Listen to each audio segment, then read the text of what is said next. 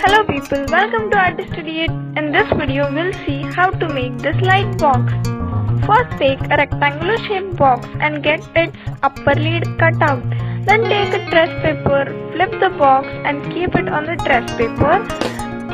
Get 5 cm extra cut out from all the sides. This is how your tress paper will look now.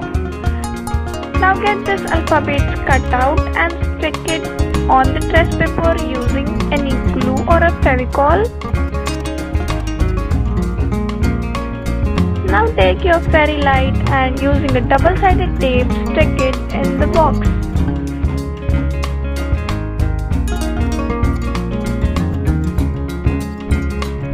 After you are done with sticking the fairy lights in the box, take your tress paper and stick it at the open end of the box.